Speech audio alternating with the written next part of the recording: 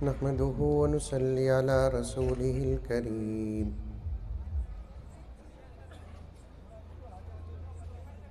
अम्मा बादु फ़अऊज़ु बिल्लाहि मिनश शैतानिर रजीम। बिस्मिल्लाहिर रहमानिर रहीम। या अय्युहल्लज़ीना आमनु दुख़ुलू फ़िस्सिल्मि काफ़्फ़ा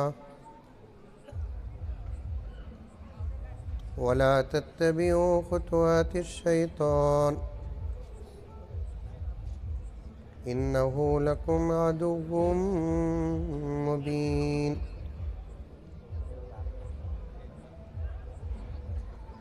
वक़ाल अज़्ज़ वजल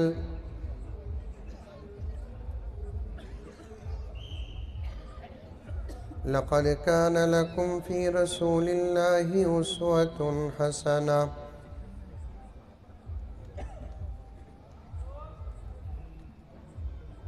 वक़ाल तआला वमा अर्सलनाका इल्ला रहमतल लिल आलमीन।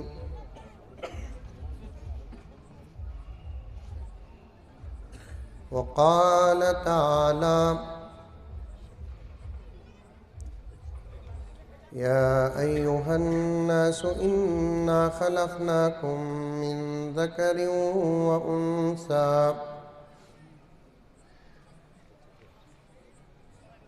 वजअलनाकुम शुऊबन व क़बाइल लितआरफ़ू इन्न अक्रमकुम इंदल्लाहि अत्क़ाकुम। सदक़ल्लाहु मौलानल अज़ीम। अल्लाहुम्मा सल्लि अला सय्यिदिना नबीना मौलाना मुहम्मद व अला आलि सय्यिदिना नबीना मौलाना मुहम्मदिन व बारिक व सल्लिम। अल्लाहुम्मा सल्लि अला मुहम्मदिन बिअददि औराक़िल अशजार व बिअददि अक़्तारिल अमतार व बिअददि दवाबिल बरारि वल बिहार व अला आलिहि व सहबिहि व बारिक व सल्लिम। अल्लाहुम्मा सल्लि अला मुहम्मदिन कमा हुवा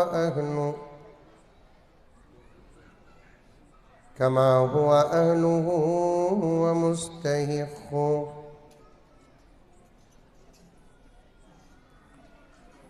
मुअज़्ज़ज़ सामीन किराम, पूरी मोहब्बत के साथ, शौक़ के साथ, उल्फत के साथ, प्यार के साथ, अदब के साथ, एहतराम के साथ, इखलास के साथ दिल की गहराई से एक मरतबा दरूद शरीफ पढ़ लें।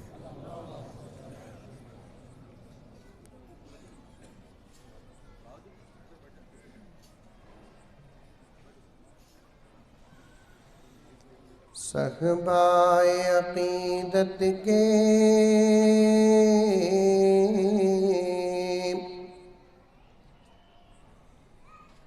सहबाए अक़ीदत के पैमान हज़ारों हैं, इरफान रिसालत के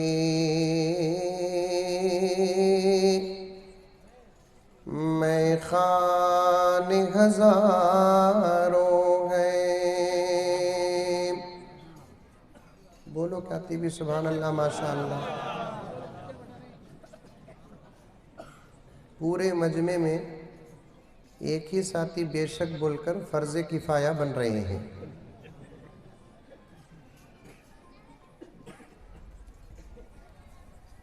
बहुत अच्छे अशार हैं, तवज्जो के साथ सुने, पूरे अदब के साथ सुभान अल्लाह भी बोलना है तो ज़रूर बोले, बल्कि बोले पूरे अदब के साथ बोले। सखबाए अकीदत के पैमान हजारों हैं, इरफान रिसालत के मैं खान हजारों हैं। दामन में लिए अपने नजराने हजारों हैं। समझते भी जाइए। दामन में लिए अपने नजराने हजारों हैं, कांधे पे कफन डाले मस्ताने हजारों हैं। दुनिया में मोहम्मद के, दुनिया में मोहम्मद के दीवाने हजारों हैं। दुनिया में मोहम्मद के दीवाने हजारों हैं। और एक मर्तबा दरूद शरीफ पढ़ लें। आप हजरात जानते हैं कि मैं बेंगलोर से आया हूँ और मुझे जलसे से फारिग होकर बेंगलोर जाना है फ़ौरन।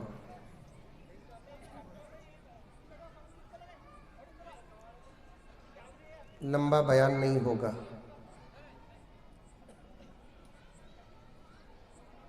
अगर पहले से खाना और नमाज का इंतज़ाम हो जाता तो रात बाकी बात बाकी।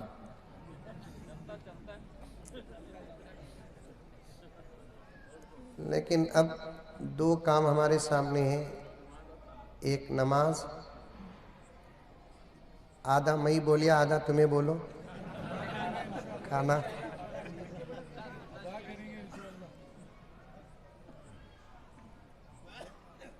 दो बड़े काम हमारे सामने रहकर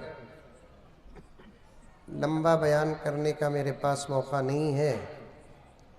सिर्फ एक 3-4 घंटे बोलकर ख़त्म कर देता हूँ।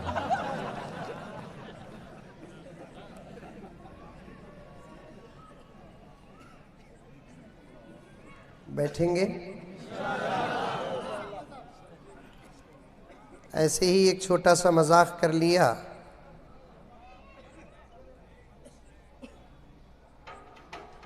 सबसे पहले मैं आज के आपके इस जलसे की खुसूसियत पर 2-3 बातें अर्ज करता हूँ।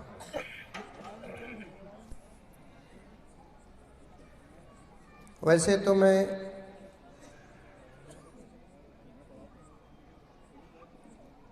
हर दिन सफ़र में रहता हूँ। मेरी सुबह कहीं, मेरी शाम कहीं, और मैं इतना सफ़र में रहता हूँ कि लोग डाउट करते हैं मेरी शादी हुई कि नहीं हुई।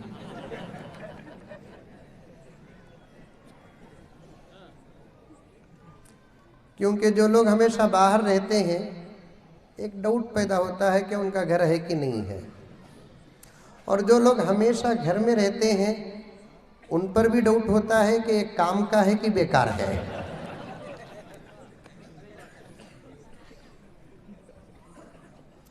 तो हर वक्त घर में भी नहीं रहना और हर वक्त सफ़र में भी नहीं रहना।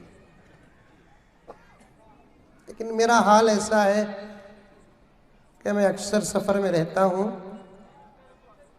और घर का हक भी अदा करता हूँ।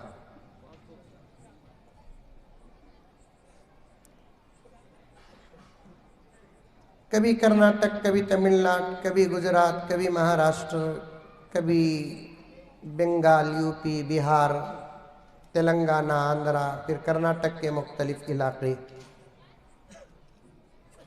अल्लाह ने अपने नबी के सदक़े कुरान मजीद की निस्बत से कुछ खिदमत करने का मौका दिया है। अल्लाह कबूल फरमाए। हम जैसे लोगों के मुताल्लिक किसी शायर ने कहा, कभी अर्श पर कभी फर्श पर, कभी अर्श पर कभी फर्श पर, कभी तेरे दर कभी दर बदर। समझ में आ रहा है कि नहीं? मजबूरी से बहुत खूब बोला रही की।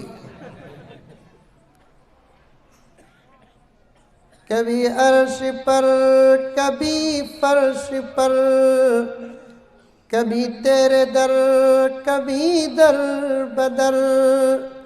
ऐ गमे आशिकी तेरा शुक्रिया, ऐ गमे आशिकी तेरा शुक्रिया, मैं कहाँ कहाँ से गुजर गया। ये कुरान की निस्बत है, ये नबी की निस्बत। रियासतों का सफ़र करना पड़ता है, शहरों का सफ़र करना पड़ता है, खरियों का सफ़र करना पड़ता है। जहाँ फ्लाइट पहुँचती है वहाँ भी जाना पड़ता है, जहाँ ट्रेन पहुँचती है वहाँ भी जाना पड़ता है, जहाँ बस पहुँचती है वहाँ भी जाना पड़ता है, जहाँ कार पहुँचती है वहाँ भी जाना पड़ता है।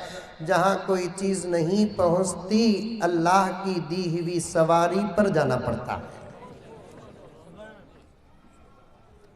मैं इतना लंबा कई को बोल रहा हूँ मालूम? मेरी अपनी छोटी सी उम्र में, छोटी का तो 16-17 साल नहीं, ये पहला जलसा मैं देख रहा हूँ।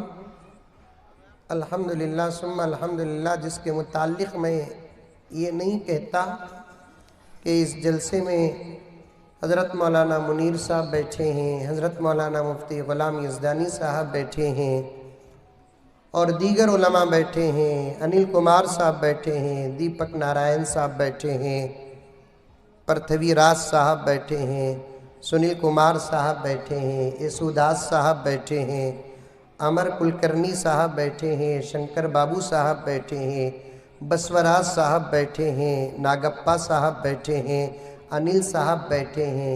अलग अलग अलग नाम लेकर मैं नहीं कहता कि ये सब बैठे हैं, या मुसलमान बैठे हैं, हिंदू बैठे हैं, दलित बैठे हैं, फुला बैठे हैं, फुला बैठे हैं। अलग अलग करके मैं नहीं कहता, सिर्फ एक जुमले में आज के स्टेज की तारीफ कर देता हूँ कि आज के मनहल्ली के स्टेज में भारत की मोहब्बत बैठी है। आज के सीरत के मनहल्ली के स्टेज में हिंदुस्तान बैठा है।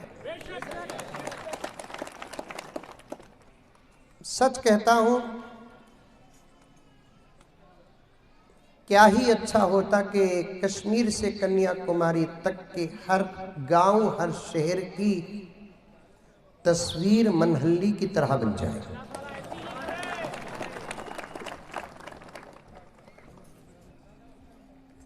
दिल से कह रहा हूं।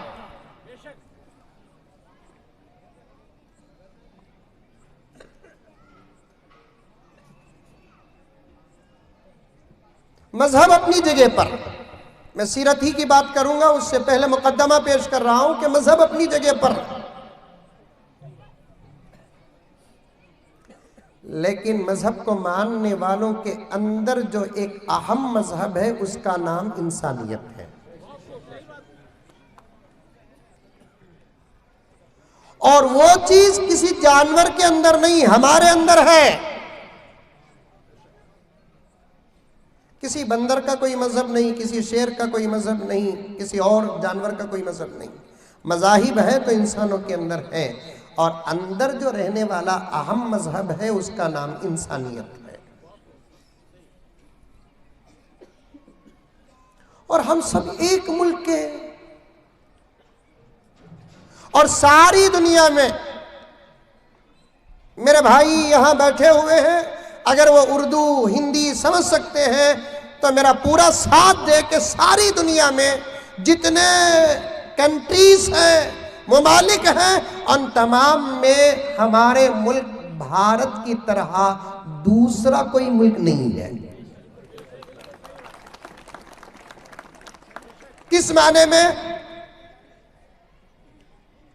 कैसा पूछना तुम्हें भी, हमें बोलते गए तो को सुन लेकर रहे तो अच्छा नहीं दिखता, वैसा छोड़ छोड़ कर तो लोग छोड़ना शुरू कर डाले।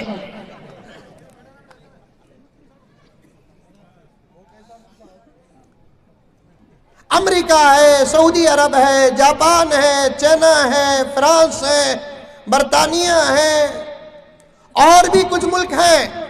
अब मैं पूरे मुल्कों का नाम अगर गिनता जाऊं तो पूरे 4 घंटे यहीं खत्म हो जाएंगे। उसमें महान हमारा मुल्क इंडिया, भारत, हिंदुस्तान है।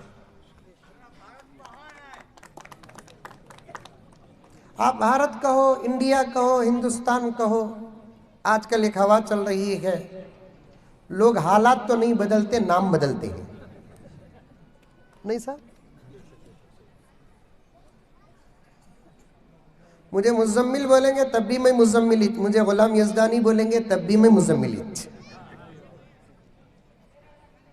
मौलाना गुलाम यज़दानी साहब को गुलाम यज़दानी साहब बोलेंगे तब भी गुलाम यज़दानी साहब, मुज़म्मिल बोलेंगे तब भी मुज़म्मिल। मैं अगर गुलाम यज़दानी बनना है तो नाम रखने से गुलाम यज़दानी नहीं बनूंगा, गुलाम यज़दानी के औसाफ मेरे अंदर आना है।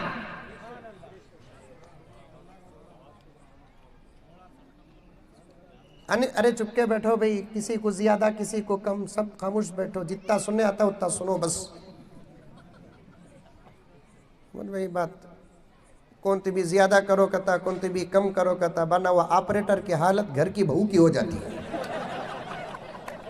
तो क्या करेंगे?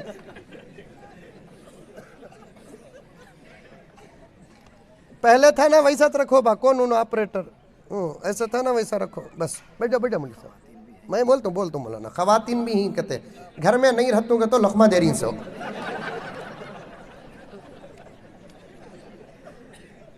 अब रहे तो मैं क्या करूं, रिश्ता पूछूं क्या? अभी मैं तकरीर शुरू करा नहीं, इतने लखमे दिए तो मैं क्या करूं रे बाबा।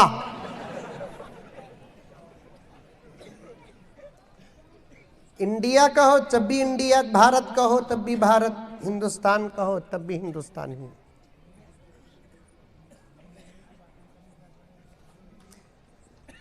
इंग्लिश में इसे क्या बोलते? पेन। उर्दू में इसे क्या बोलते? कलम।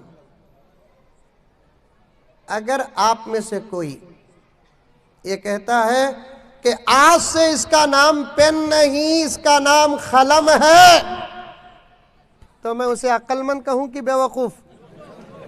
मैं ही बोला नहीं, तुम्हें बोले सब बाबा।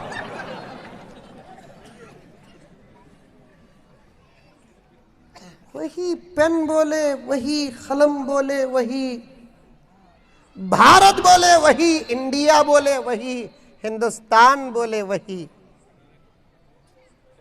हालात बदलना है, नाम नहीं। और सारी दुनिया में पॉइंट नोट करो, सारी दुनिया में 200 से ज्यादा कंट्रीज हैं, उन तमाम कंट्रियों में सिर्फ एक मुल्क हमारा हिंदुस्तान ऐसा है, उसके जैसा दूसरा कोई नहीं है। कैसे? क्या हजरत अमेरिका भी नहीं? क्या अमेरिका भी नहीं? अरे हजरत, हमारे मुकद्दस जमीन का नाम अरब है, जिससे हमारा आस्था जुड़ा हुआ है, जहां हमारा मक्का है, जहां हमारा मदीना है,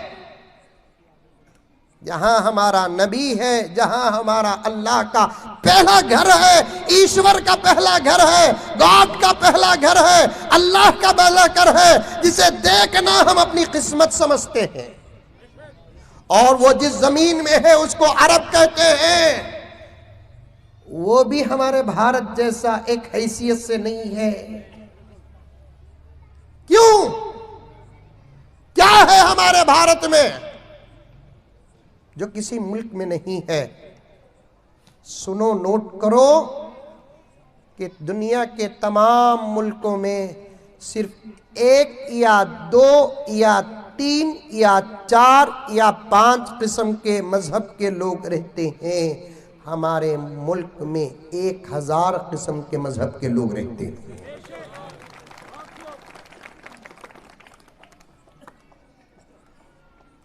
यहां हिंदू भी है, यहां मुसलमान भी है, यहां सिख भी है, यहां ईसाई भी है, यहां दलित भी है, यहां फुला और फुला भी है। इतने मजहब के लोग एक साथ किसी मुल्क में हो और वो भी प्यार और मोहब्बत के साथ हो, ऐसा कोई मुल्क नहीं है। अमेरिका मालूम? अरे मालूम कभी अमेरिका हैदराबाद के बाजू है नहीं, अमेरिका है। अमेरिका कौन तो भी हमारा बच्चा अमेरिका में जाकर पढ़ लेकर आ गया तो हम क्या फट जाते ही, मुंह खुल जाता और रिश्ता भी बड़ी जगह लगता। क्या साहब करता आपका बच्चा? अमेरिका में है। वाह वाह वाह, अमेरिका में है क्या? जन्नतुल फिरदौस वो क्या साहब? अमेरिका में है। याद रखो, मां की तरह बनो। ऐ हिंदुस्तानियों, मां की तरह बनो। मतलब क्या है? बाहर का बच्चा कितना खूबसूरत रहा तो भी मां को अपने बच्चे से खूबसूरत बच्चा कोई नजर नहीं आता।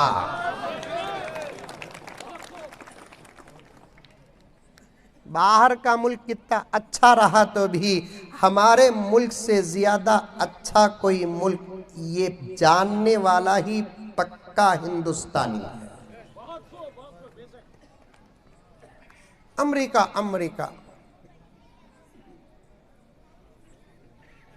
अमेरिका से एक आदमी आया, कहते हैं हिंदुस्तान को। अभी तकरीर शुरू करिया नहीं भाई, सीरत पर बात करना, सिर्फ आज के जलसे की कुछ खुसूसियात बता रहा हूं।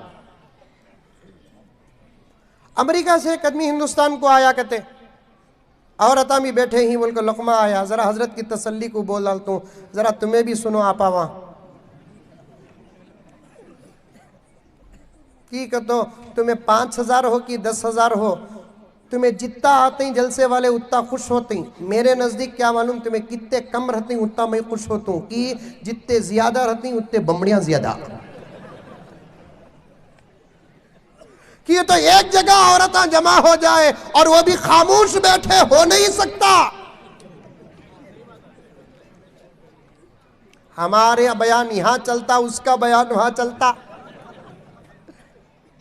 सुनने वाले को भी सुनने देती नहीं उन्हें। आओ जी बैठो, अरे बयान सुनो जी, यूट्यूब में आ जाता, सुन लेंगे, बैठो जी। 2 मरतबा ऑफर देते ही उन्हें भी बैठी। अब उसके बाद उसका बयान शुरू होता। क्या बयान शुरू होता? खैरियत खैरियत, कैसे ही तुम्हारी दुआ बहुत अच्छी हूं, तुम्हारे सास कैसे ही, सडन स्टेट बदल जाते। ये एक दूसरे की बात करते करते गए सास की तरफ, सास कैसे है? तो फौरन उन्हें बोलती अल्लाह का फजल करो मना में इंतकाल होगा। वो भी इंतकाल होगा, बोलती अल्लाह के फजल के साथ, ईश्वर की दया। अल्लाह का फजल अरबी में एक जुमला आता है, उसका तर्जुमा होता है ईश्वर की दया। ईश्वर की दया से सास का इंतकाल होगा। किसी का मरना दया बोलेंगे तो फिर वो कितनी पवित्र औरत हो सकती है? मरने को दया नहीं बोलते। मरना तो हमारे से जुदा होने की एक बात होती है ना। गहराई में जाएंगे तो वो एक दया है, वो एक अता है, वो एक नेमत है अपनी जगह पर। सुनो मेरी माएं और बहनें, तुम भी सुनो। अपने बच्चों के अंदर ईमान पैदा करो, अपने बच्चों के अंदर आमाल पैदा करो, अपने बच्चों के अंदर मुल्क की तारीख बताओ और पैदा करो, और अपने बच्चों के अंदर हिंदुस्तान की तारीख बताओ और पैदा करो, मुल्क की मोहब्बत पैदा करो और अपने बच्चों की ऐसी तरबियत करो। अगर वो मुसलमान है तो उसे टीपू सुल्तान बनाओ, अगर वो हिंदू है तो उसे गांधी और नेहरू बनाओ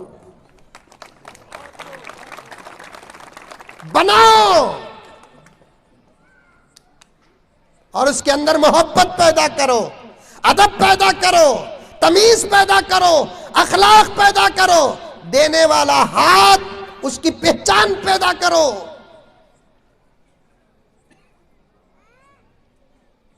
अमेरिका से एक आदमी आया हिंदुस्तान को, हिंदुस्तान में उसका एक दोस्त था।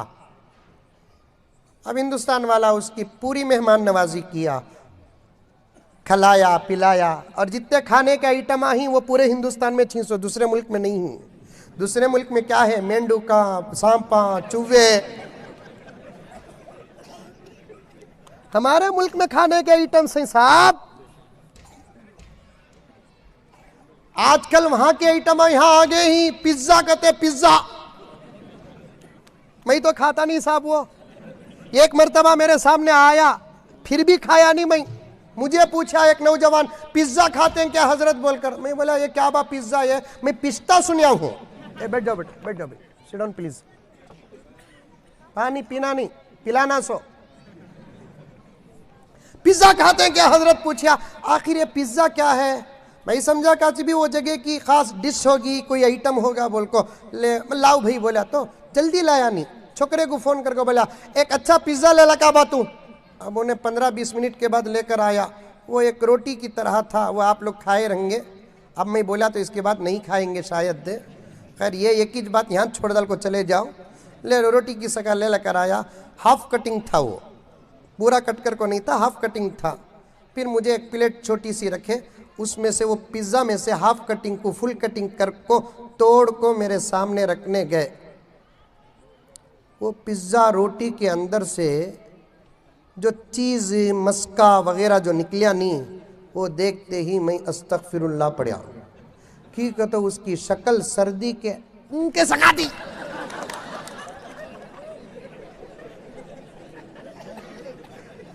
चीज़ा खाए तो देखने में भी अच्छे रहना, खाए तो मजे में भी अच्छे रहना। जितने खाने के आइटम ही वो हमारे मुल्क भारत में है। जबरदस्त बिरयानी हमारे मुल्क में, पलाऊ हमारे मुल्क में, वेजिटेबल नॉनवेज हमारे मुल्क में। मसाले भी ऐसे लगाते, दुनिया में कई मुल्क में वैसा मसाला नहीं लगाते। जबरदस्त आइटम्स।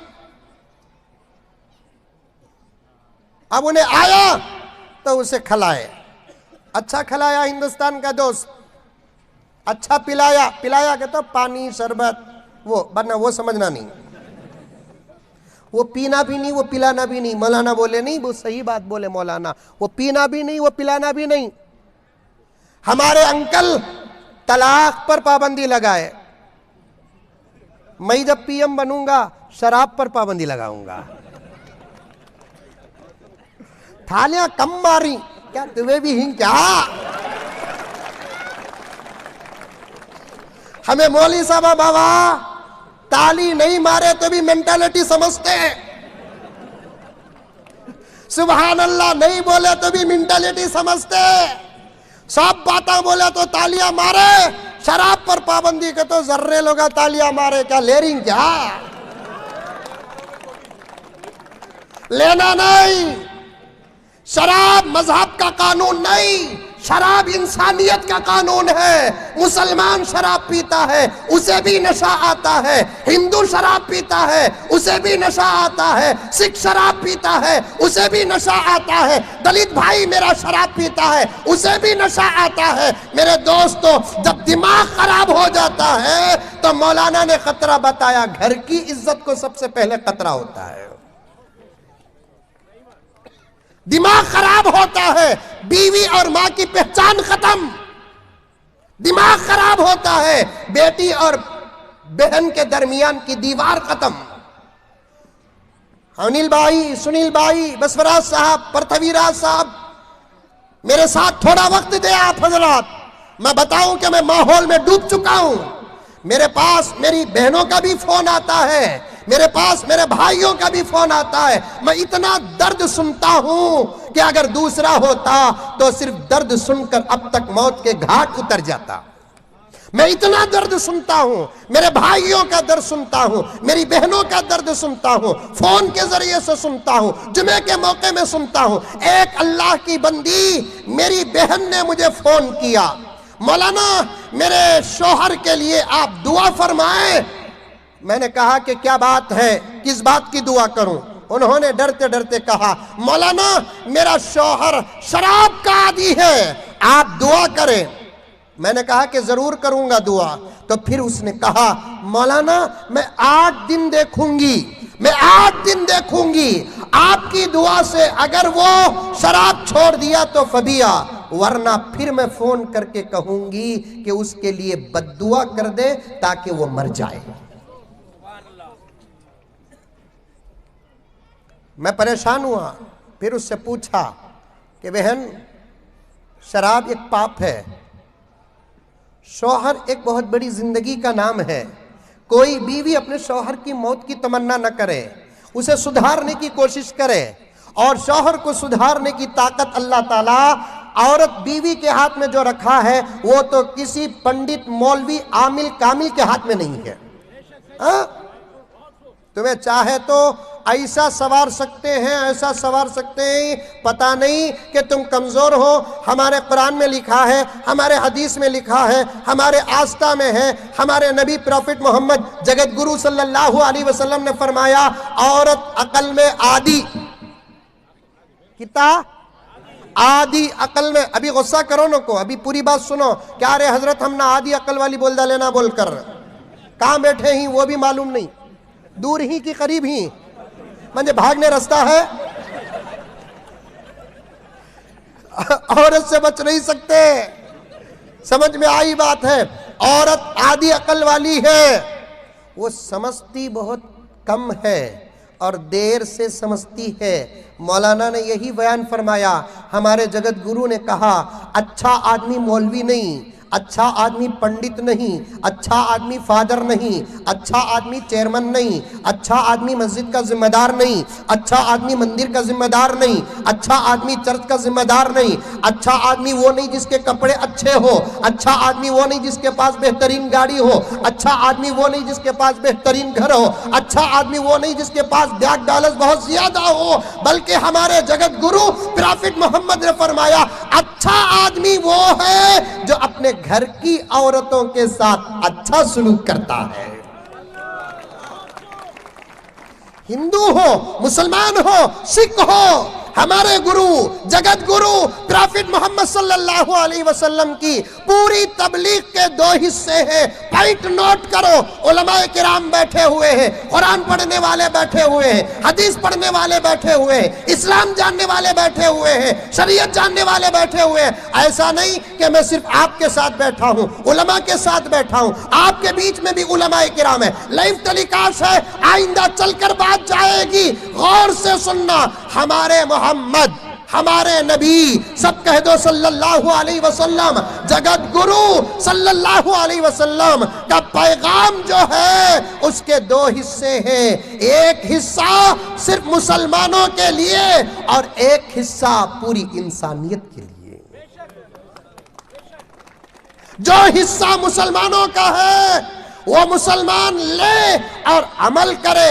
नमाज का पैगाम हिंदू भाइयों के लिए नहीं, मुसलमानों के लिए है। रोजे का पैगाम हिंदू भाइयों के लिए नहीं, मुसलमानों के लिए है। ज़कात का पैगाम हिंदू भाइयों के लिए नहीं, रोजे के लिए, मुसलमानों के लिए है। हज का पैगाम हिंदू भाइयों के लिए नहीं, दीगर कौम वालों के लिए नहीं, मुसलमानों के लिए है। दाढ़ी का पैगाम हो, कुरान का पैगाम हो, अखलाक कुरान का पैगाम हो, पर्दे का पैगाम हो, टोपी का पैगाम हो, टकने से ऊपर पहनने का पैगाम हो, ये सिर्फ मुसलमानों के लिए है। लेकिन अदब का पैगाम, अखलाक का पैगाम, मोहब्बत का पैगाम, ये सिर्फ मुसलमानों के लिए नहीं, पूरी इंसानियत के लिए है।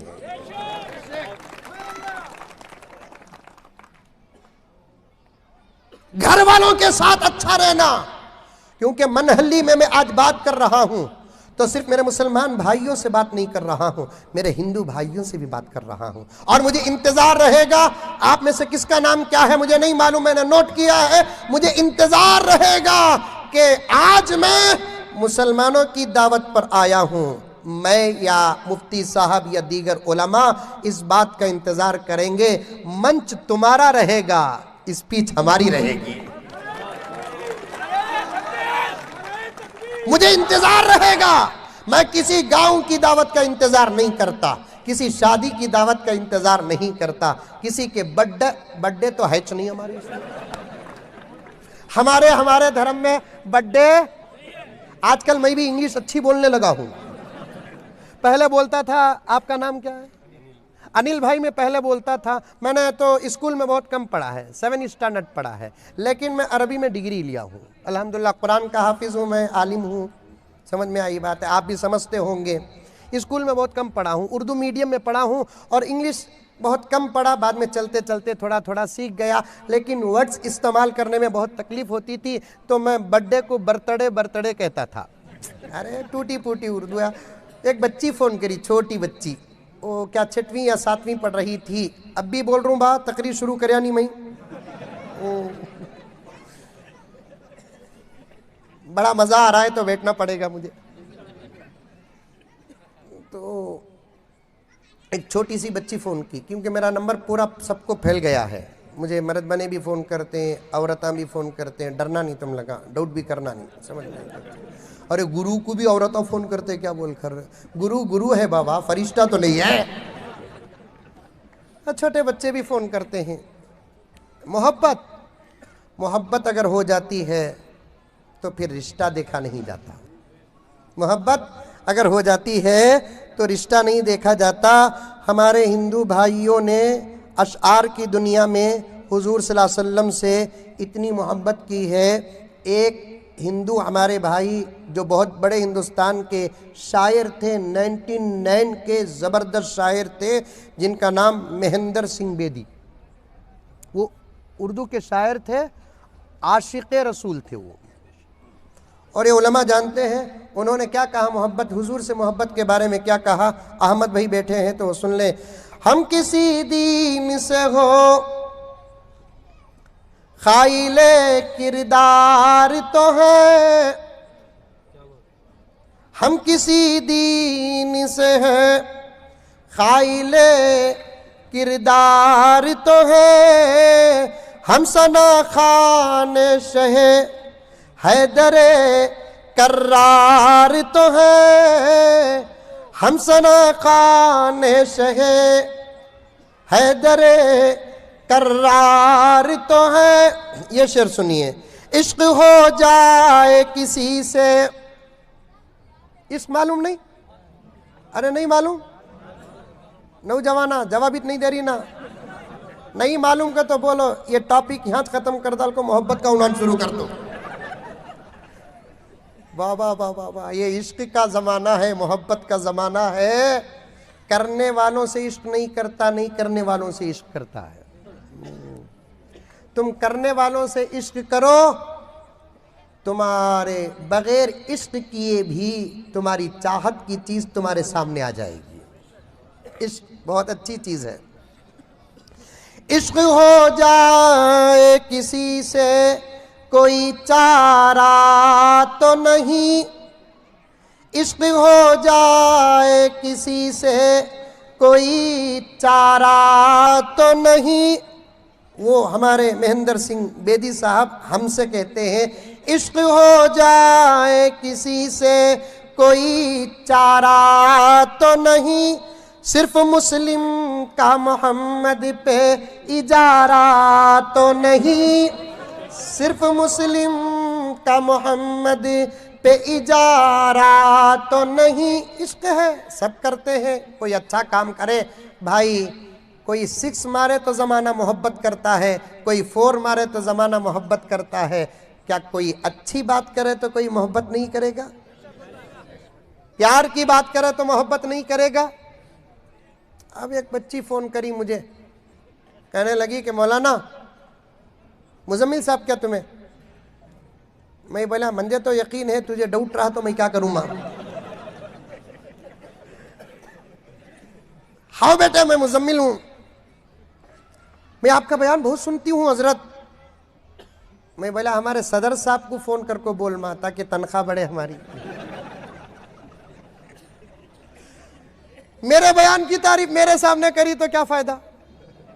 प्रेसिडेंट आप मस्जिद को करना, सैलरी भरे। तो फिर उसके बाद कहने लगी कि मौलाना आप वो बयान में इंग्लिश वर्ड्स इस्तेमाल करते हैं, 2-3 गलत बोलते हैं। मैंने कहा आई एम सॉरी। मैं पूछा क्या बेटे वर्ड्स वो जो मैं गलत बोलता हूँ? तो उसने कहा कि मौलाना बर्थडे नहीं मौलाना, बर्थडे। मैं बोला मैं क्लिंटन का भांजा नहीं मां, मुझे उतनी इंग्लिश बोलने की जरूरत भी नहीं।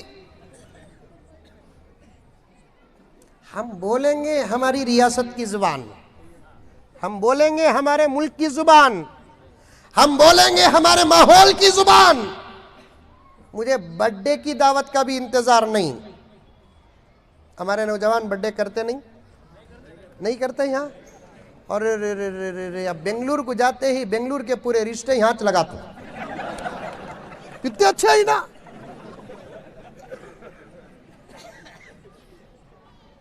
जो चीज धर्म में ना हो उस चीज को कभी नहीं करना, जो चीज धर्म में है उसे कभी नहीं छोड़ना। जो चीज धर्म में नहीं उसे कभी न करना, जो चीज धर्म में है उसे कभी न छोड़ना। ईश्वर की दया और ईश्वर की कृपा, अल्लाह की रहमत, अल्लाह की बरकत उस जमीन से खत्म हो जाती है जिस जमीन में धर्म का आदमी धर्म के कामों को छोड़ देता है। मनहली के मुसलमानों, हमारे धर्म का पैगाम है नमाज। कभी नमाज न छोड़ना। तुम नमाज छोड़कर ऐसे 1 लाख जलसे रखोगे, जगत गुरु कभी खुश नहीं होगा। क्योंकि जगत गुरु प्रॉफिट मोहम्मद को जलसों से ज्यादा नमाज से मोहब्बत थी। नमाज कभी नहीं छोड़ना। नमाज अल्लाह का आदर हमारे धर्म में आता है, इस्लाम में आता है। प्रॉफिट मोहम्मद सल्लल्लाहु अलैहि वसल्लम ने फरमाया, एक मुसलमान भी अगर नमाज छोड़ेगा उसकी नहूसत से 160 घर मुसीबत में मुब्तला हो जाते हैं। 160 हाउस, एक मुसलमान भी अगर नमाज छोड़ेगा उसकी लानत से, उसकी नहूसत से 160 घर बरकत से महरूम, रहमत से महरूम, मोहब्बत से महरूम।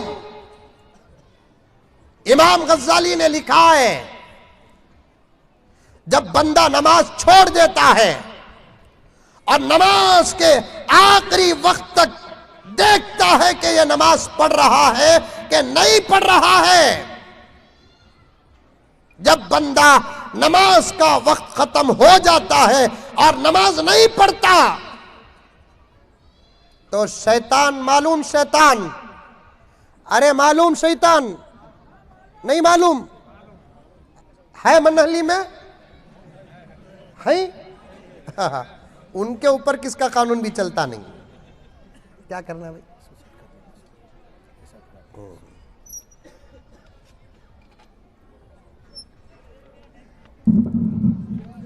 बस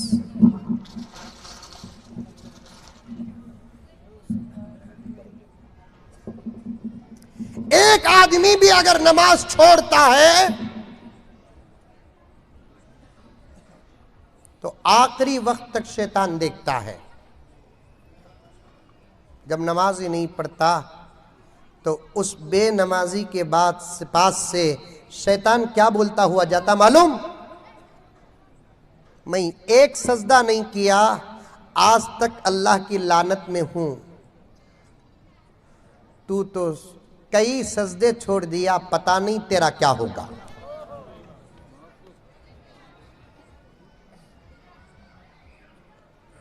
नमाज ना छोड़ना।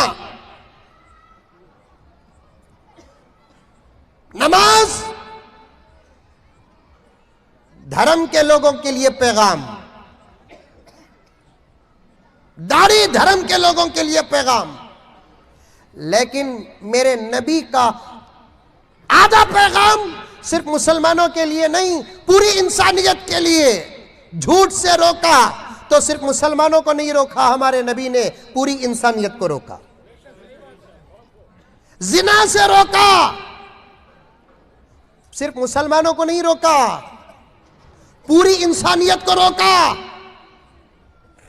धोखा देने से हमारे नबी ने रोका, सिर्फ मुसलमानों को नहीं रोका, पूरी इंसानियत को रोका। इसी तरीके से शराब ये सिर्फ धर्म को नुकसान पहुंचाने वाली चीज नहीं, पूरी इंसानियत को नुकसान पहुंचाने वाली चीज है। इसीलिए मैं उन्वान छोड़ता नहीं, पूरी चीजें मुझे याद हैं। जब मैं पीएम बनूंगा, बोलो इंशाल्लाह, बोलो। बनने की क्या जरूरत है? अनिल साहब बोले ना पीएम, मुजम्मिल साहब बोले ना पीएम मैं छू। अनिल भाई बोल दिए तो हो गया किस्सा खत्म। नेक्स्ट इलेक्शन या खड़रू मई। दोस्तों, और एक बात कहता हूं, सबके लिए कहता हूं, मैं अपने आप के लिए भी कहता हूं, आपके लिए भी कहता हूं। हमारे नबी ने क्या कहा? जमीन पर हुकूमत करने वाला बड़ा नहीं होता, दिलों में हुकूमत करने वाला बड़ा होता है। मैं पूछना चाहता हूं, आज के मंच से मैं पूछना चाहता हूं, हम किस किस के दिल में राज कर रहे हैं? किसके दिल में हमारी मोहब्बत है? मैं कान पकड़ कर ये कहना चाहता हूं, मुफ्ती साहब अगर इजाजत दे दे, आज हम दिल क्या जीते? जिस मां ने हमको पैदा किया, उस मां का दिल हम नहीं जीत सके। जिस बाप के ब्लड और जिस बाप के खून से पैदा हुए, उस बाप का दिल हम जीत नहीं सके। और मेरी बातों को नोट करो, ये बड़े लोगों की दुआ व कृपा से मैं आप तक इस बात को पहुंचा रहा हूं। सच कहता हूं, किसी मुल्क की कोई टीम फुटबॉल की हो के बॉक्सिंग की हो के क्रिकेट की, अगर 15-20 टीमों से टक्कर लेकर वर्ल्ड कप हासिल करती है, ये कोई बड़ा काम नहीं है। हम किसी की खिदमत करके दिल जीतते हैं, ये उससे भी बड़ा काम है।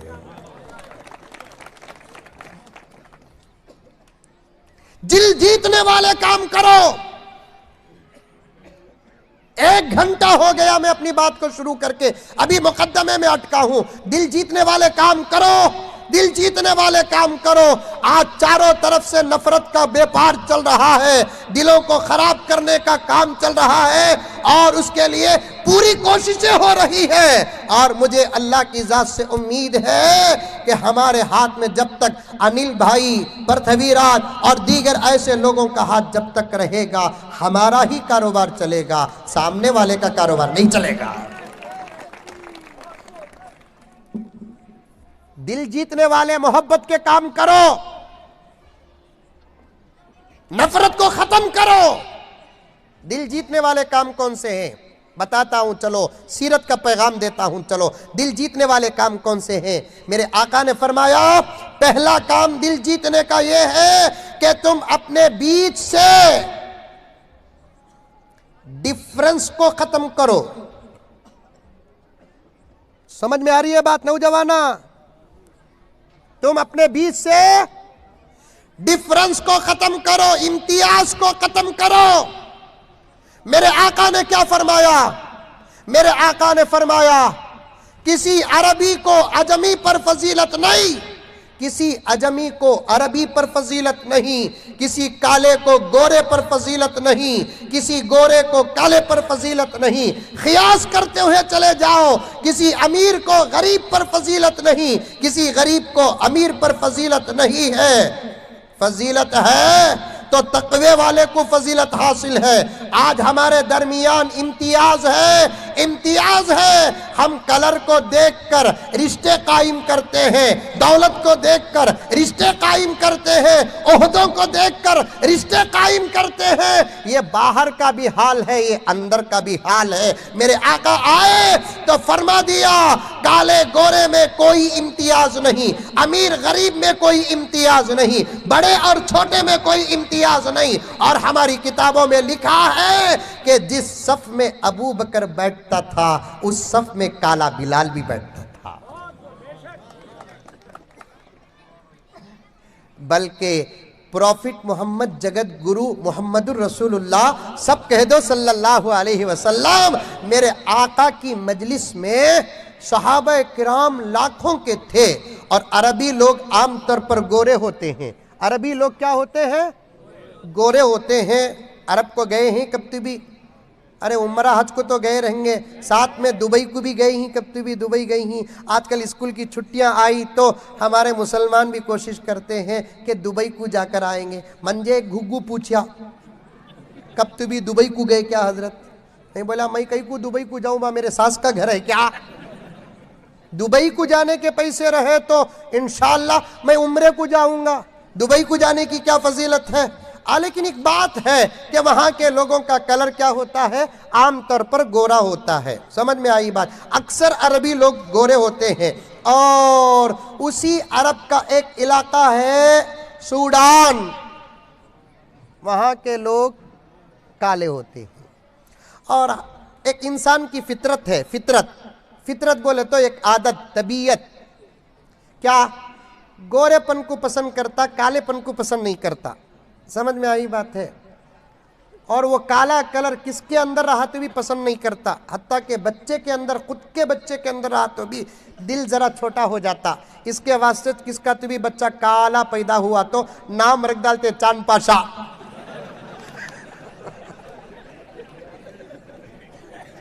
रखते नहीं रखते? काला बच्चा पैदा हुआ तो खमरुद्दीन, दूसरे बच्चे पैदा हुए तो पूरे नामल इलाका को मौली साहब से पूछते। लेकिन काला बच्चा पैदा हुआ तो पूछते नहीं, चांद पाशा रख डालते। काले कलर से आदमी की तबीयत मेल नहीं खाती, लेकिन काला कलर हकीकत में बड़ा फजीलत वाला है। काला कलर अगर ऐसा वैसा होता, अल्लाह अपने घर के गिलाफ का कलर काला न रखता।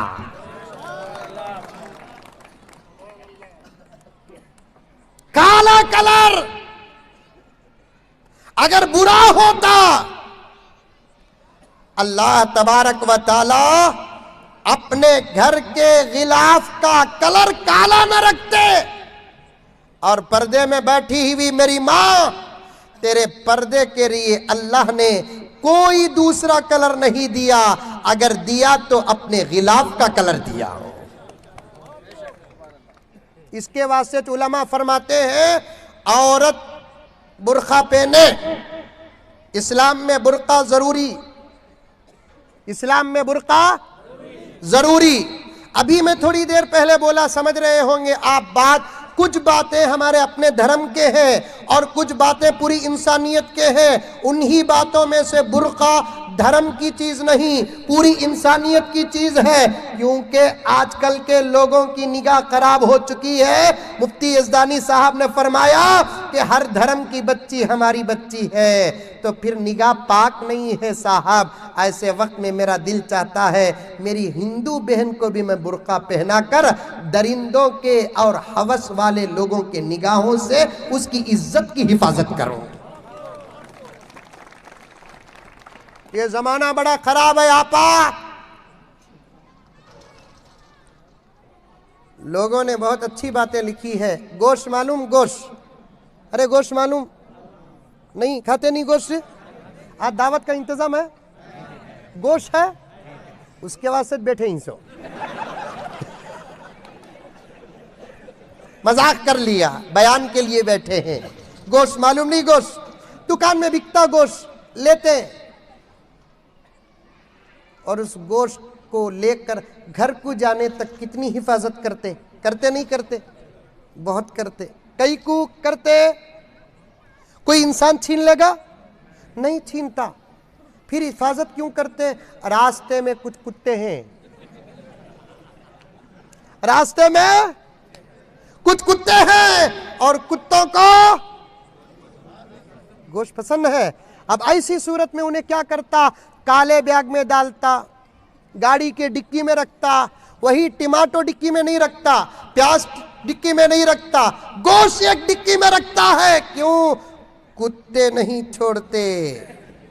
वैसे ही मेरे दोस्तों, हमारे कौम की हो या हमारे मुल्क की कोई बच्ची बाहर जाती है, कुछ कुत्ते हैं जो कुछ ना करे, कम से कम अपने आंखों से हवस तो मिटाते हैं।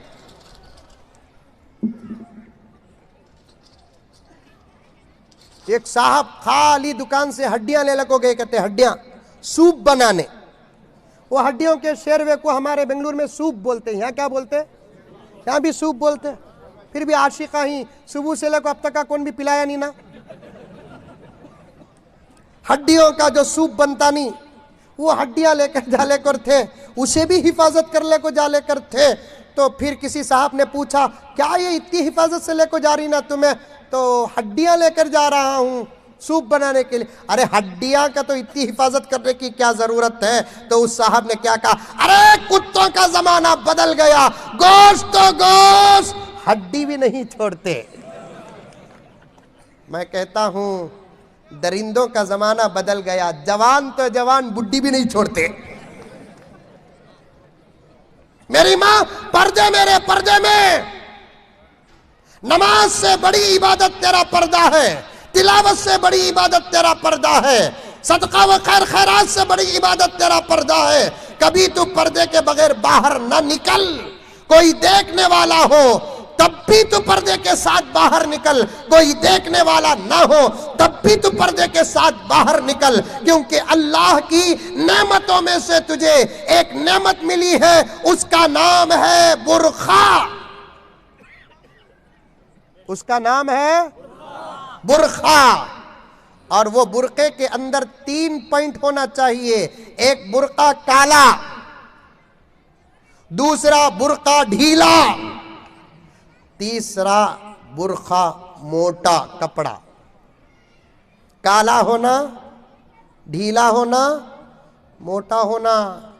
आजकल बुरकों में भी ऐसा फैशन आ गया, ऊदा, सफेद, पीला, रेड, ब्लू, ग्रीन, और इतना बारीक रहता कि अंदर का ड्रेस नजर आता। मंजे नोट करना नहीं, तुम्हें कहां देखे बोलकर। अरे मैं डॉक्टर बाबा, इलाज करा तो मरीज का पूरा जिस्म देखना पड़ता। हमें मौली साहब हालात बोलना का तो बोलना पड़ता। हमें बुरकों के दुकान को गए तो वहां दिखे सो बुरके, वहां पूछे तो बुरके वाले बोले सो हमारे ऊपर डाउट करो नो को। हम ना जितना नोट करते तुम्हें तुम्हारे बच्चों को नोट कर लेते, तुम्हारे घर का बच्चा टीपू सुल्तान होता। हम ना जितना नोट करते उतना तुम्हारे घर के बच्चियों पर तुम्हें नोट करते, तुम्हारे घर की बच्ची राबिया बसरिया होती। मौली साहब पर बड़ा नोट। अब भी नमाज शुरू कर को 2 दिन नहीं हुआ, मौली साहब की इजार देखता, ऊंची है कि नीचे है कि बोलकर नहीं करना। पतला अंदर का ड्रेस नजर आता है। और एक बात बुरकों में आ गई आपा कि वो बुरकों को तुम ड्रेस की तरह घाटियां भी डालते हैं। उलमा ने मकरूह तहरीमी करार दिया है। ढीला होना, हलते रहना। बुरके का मकसद ही क्या है? तेरी जीनत भी छुप जाए, तू भी छुप जाए, तेरा लिबास भी छुप जाए। आजकल के बुरके ऐसे हैं कि उस बुरके को एक बुरके की जरूरत पड़ती है। पर्दे में रहो औरतें, पर्दे में रहो। तुम्हारी ईमान के बाद सबसे बड़ी इबादत का नाम है पर्दा। वरना उलमा बैठे हैं, पूछ कर देखो, बेपर्दा औरत की नमाज अल्लाह कबूल नहीं करते, बेपर्दा औरत का उम्रा कबूल नहीं करते, बेपर्दा औरत का हज कबूल नहीं करते, बेपर्दा औरत का कोई जिक्र अल्लाह कबूल नहीं करते, बेपर्दा औरत की कोई इबादत अल्लाह ताला कबूल नहीं करते। इबादत अगर तुम्हारी कबूल होना है तो तुम्हारे अंदर पर्दा आना है। सबसे पहली बात यह है, आज के सीरत के पैगामों में से एक पैगाम मेरी माँ और बहनों को देना चाहता हूं, तुम बगैर किसी जरूरत के घर से बाहर ही मत निकलो। ये तुम्हारा तकवा है, तकवा है, तकवा है। मेरे भाइयों से भी गुजारिश करता हूं, ये कीमती चीज है। दुनिया क्या कहती है छोड़ो, दुनिया कहती है औरतों को हुकूक दो, दुनिया कहती है औरतों को मर्दों के लेवल पर लाकर खड़ा कर दो। हमारा धर्म इसकी इजाजत नहीं देता। औरत औरत है, मर्द मर्द है। दुनिया जो कहती है वो औरत को मर्द के लेवल में लाकर खड़ा करके अपना बिजनेस और अपनी नफसानी ख्वाहिशात को पूरा करने का रास्ता हमवार करना चाहती है। इस्लाम का ये पैगाम नहीं है। इस्लाम का पैगाम है औरत को घर के अंदर रखो, औरत को घर के अंदर रखो। एतराज करते हैं तो जवाब हमारे पास मौजूद है, एतराज करते हैं जवाब हमारे पास मौजूद है। मैंने शुरू में इसीलिए कहा था, किसी के धर्म को मत छेड़ो, अपने धर्म को मत छोड़ो।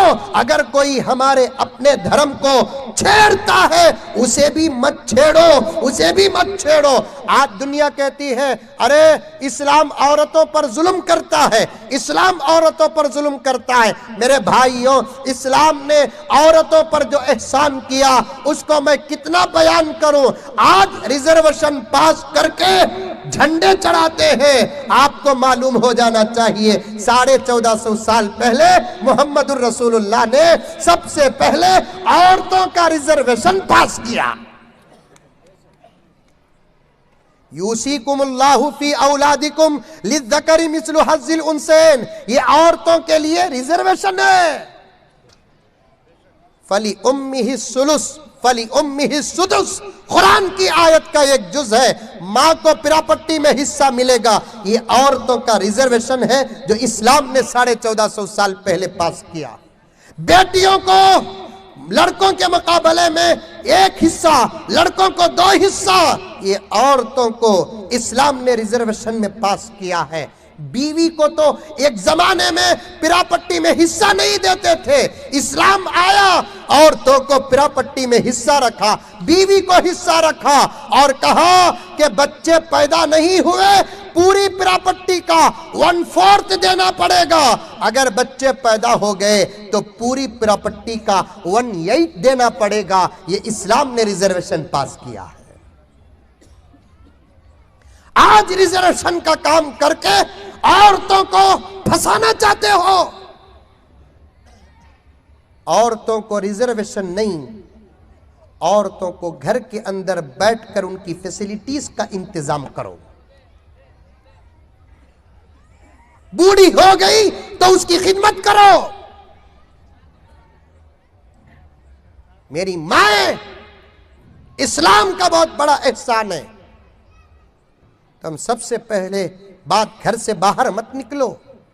दुनिया कहेगी इस्लाम औरतों पर जुल्म करता है, पूछो उससे क्या जुल्म करता है इस्लाम, तो वो कहेंगे कि औरतों को तुम घर के अंदर कैद करके रख देते हो। तो फिर उनसे पूछो तुम्हारे डॉलर कहाँ है, बैंक में कैद है। तुम्हारा गोल्ड कहाँ है, बैंक में है। तुम्हारा गोल्ड कहाँ है, घर की तिजोरी में है। तुम्हारा सिल्वर कहाँ है, घर की तिजोरी में है। तुम्हारे हीरे जवाहरात कहाँ है, घर के अंदर है, लाकअप में है। तुम्हारे पिरापट्टियों के कागजात कहाँ है, बिल्कुल अंदर छुपा कर रखे हैं। फिर उनसे पूछो वो गोल्ड को तुम दूसरे मटेरियल के साथ क्यों नहीं रखते, वो सिल्वर को तुम दूसरे मटेरियल के साथ क्यों नहीं रखते, और घर के प्रॉपर्टी के, एग्रीमेंट के, रजिस्टर के कागजात को तुम डेली अखबार के साथ क्यों नहीं रखते? सामने वाला जवाब देगा, साहब ये मामूली चीज नहीं है, ये कीमती चीज है, इसे इधर उधर नहीं रखते, इसे हिफाजत के साथ रखते हैं। तो फिर जवाब दो कि हमारे धर्म में औरत बहुत कीमती चीज है, उसे इधर उधर नहीं रखते, पूरी हिफाजत के साथ अंदर रखते हैं। तुम तुम्हारे जूते की हिफाजत करते हो, क्या हम हमारे घर की औरतों की और महिलाओं की हिफाजत न करें? नवी एक्टिवा ले लिया तो उसे बुर्का पिनाता घुग्गू, कार ले लिया उसे कवर पिनाता। क्यों? इसलिए कि धूल न पड़े, पाइट न चले जाए। यही तो कवर है बुर्का जो अल्लाह ने औरत को अता किया और कहा कि दूसरे लोग देखोगे तो फिर तेरा हुस्न भी चला जाएगा। तुम घर से बाहर ही मत निकलो, तुम घर के अंदर रहो मेरी माए। ऐसी औरतें भी दुनिया में गुजरी हैं, कभी घर से बाहर कदम नहीं रखे। आप हजरात गौर से सुनो, हमारे अवतारों में से, हमारे वलियों में से एक वली गुजरे हैं। 10-12 मिनट में बात खत्म कर देता हूं, अभी आगे जाना है। वो अमेरिका के दोस्त का किस्सा बोलना है। भूल गए क्या तुम लगा? नहीं। जिनका नाम मोहम्मद बिन सीरीन। क्या नाम? Mohammad bin Sirin. आज औरत बेपर्दा होती बोले तो मेरे भाइयों मैं तुमको दोष करार देता हूं। तुम्हारे अंदर पर्दे की मोहब्बत होती तो तुम्हारे घर की औरत पर्दे में रहती। तुम्हारे भी हालत ऐसे ही, शादी कर ले को, 2 व्हीलर में बिठा ले को, पूरा हैदराबाद फिरा को बताता देखो मेरी वाइफ कैसी है। हमारे अब्बा जकरिया साहब वो भी गुरु थे, वो बोलते थे कि बीवी समझा कि हज्जाम का आईना समझा, जो चाहे आकर देख ले। बीवी समझा कि हज्जाम का आईना समझा। मेरी माए, सैयदा फातिमा का पर्दा सीखो। पर्दा, सैयदा फातिमा इतनी बापर्दा थी, रिवायत पर उलमा का इख्तलाफ है, लेकिन फातिमा के पर्दे पर किसी का इख्तलाफ नहीं है। एक दिन सुबह को मदीने मुनव्वरा में सूरज तुलू नहीं हुआ, सहाबा परेशान नबी की खिदमत में हाजिर हुए, अर्ज करने लगे, या रसूल अल्लाह क्या आज क़यामत है? नबी ने फरमाया कि मेरे होते हुए जब अजाब ही नहीं आएगा तो क़यामत क्या आएगी? अल्लाह ने मेरे नबी को बार बार उम्मत के लिए डरते, जोर से बारिश आ गए तो आका डरते, जोर से तूफान आता तो आका डरते, बिजलियां गरजती तो आका डरते, जोर से हवा चलती तो आका डरते, कहीं क़यामत नहीं आई। बार बार नबी के डरने को देखकर अल्लाह ने जिब्राइल के जरिए से आयत उतार दिया, ऐ जिब्राइल जाओ मेरे नबी को यह पैगाम सुना कर आओ, वमा कान अल्लाहु लियुअज़्ज़िबहुम व अंत फीहिम।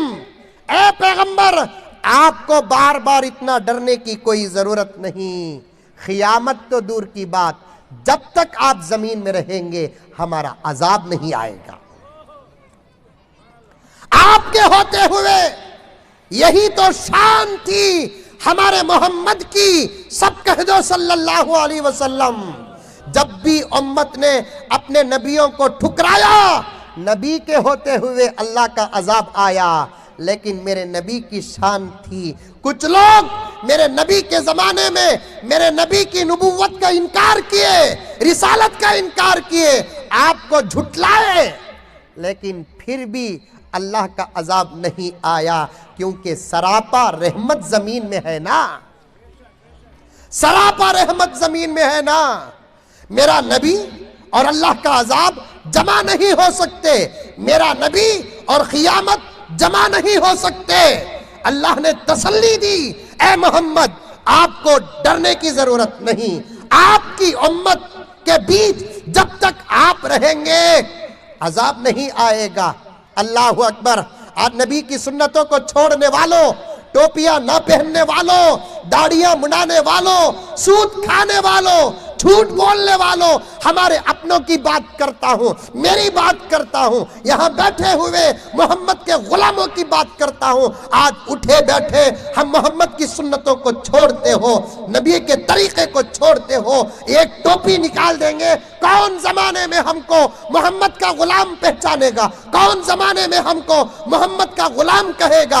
अरे बता दो, टोपी पहनकर बता दो हम मोहम्मद के गुलाम हैं, दाढ़ी रखकर बता दो हम मोहम्मद के गुलाम हैं, मस्जिद आबाद करके बता दो हम मोहम्मद के गुलाम हैं, सच बोल कर बता दो मोहम्मद के गुलाम हैं, हलाल खाकर बता दो मोहम्मद के गुलाम हैं, अदब जमाने को बताकर बता दो मोहम्मद के गुलाम हैं, अखलाक अपने अंदर पैदा करके बता दो हम मोहम्मद के गुलाम हैं, हमारे घर की औरतों को बुर्का पर्दे में रखकर बता दो हम मोहम्मद के गुलाम हैं। आज हम दीन नहीं पहुंचाए इसलिए कि हम खुद दीन पर अब तक अमल नहीं करें।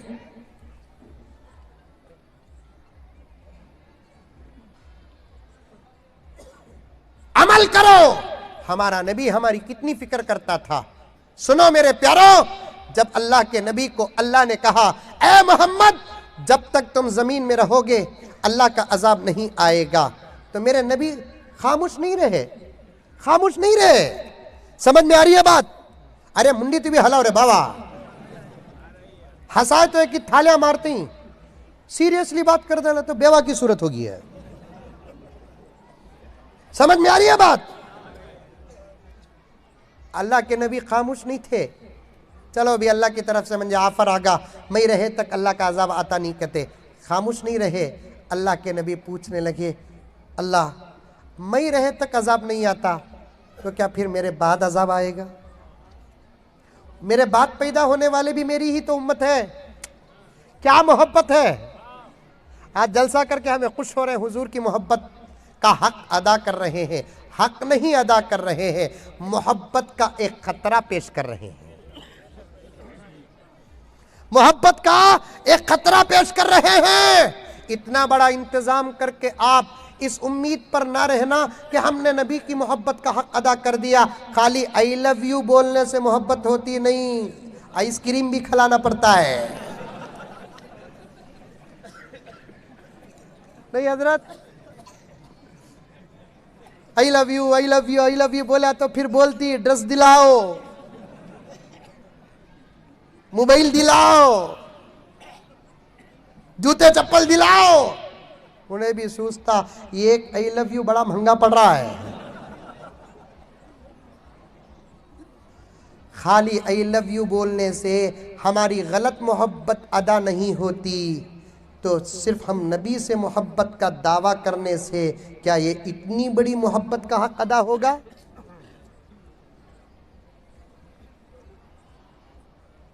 बड़ी मोहब्बत करते थे आका हमसे, आका बड़ी मोहब्बत करते थे हमसे। कल ही मैंने बिदर के एक इलाके में एक वाकया बयान किया। सैयदा फातिमा अल्लाह के रसूल के घर जाती है।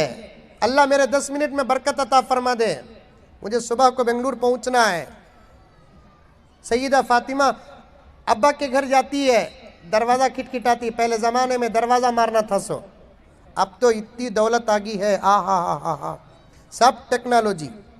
खाली दरवाजे के पास खड़ गए तो मालूम हो जाता कि दरवाजे के बाहर कौन सा फरिश्ता खड़ा है।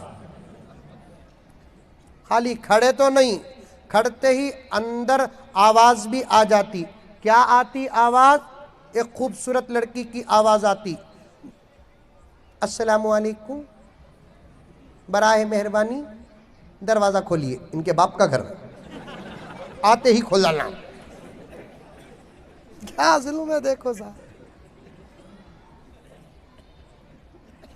नहीं, हमारे नबी फरमाते हैं किसी के घर जाओ तो दरवाज़ा मारो, फिर दरवाजे से हिट जाओ। हा, कह दो सुभान अल्लाह।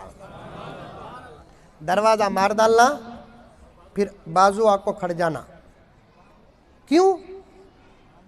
हो सकता कि घर के अंदर का मालिक दरवाज़ा खोले, तुम्हें सामने खड़े रहे, तुम्हारी नज़र घर के अंदर पड़ जाए, किसी औरत पर पड़ जाए, ये भी खियानत में दाखिल है।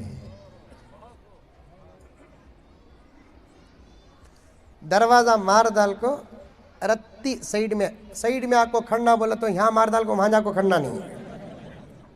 माना उन्हें दरवाजा खोलने वाला देख डाल को कौन की शैताना मार रही मुल्को, उन्हें आमिला के पास जाता। अम्मा आयशा रजी अल्लाह ताला अन्हा पूछती है कौन? सैयदा फातिमा जवाब देती है अम्मी जान तुम्हारी बेटी फातिमा आई है। हुजूर के घर का हाल क्या था? हुजूर सल्लल्लाहु अलैहि वसल्लम घर के अंदर रहे तो हुजूर ही दरवाज़ा खोलते थे। इसीलिए फुकहा फरमाते हैं तुम्हें घर में रहे तो तुम्हें दरवाज़ा खोलना, घर की औरतों को नहीं बोलना जाको दरवाज़ा खोलो बोल कर। देखो कितना पर्दा इस्लाम में। इन्हें फिरौन सोए सका पलंग में सोले को रहता, बेल बजी तो गे तेरा जाको देख कौन आया है, मंजे पूछे तो नहीं बोला। चल रहा नहीं चल रहा? अब उन्हें जाको दरवाजा खोलती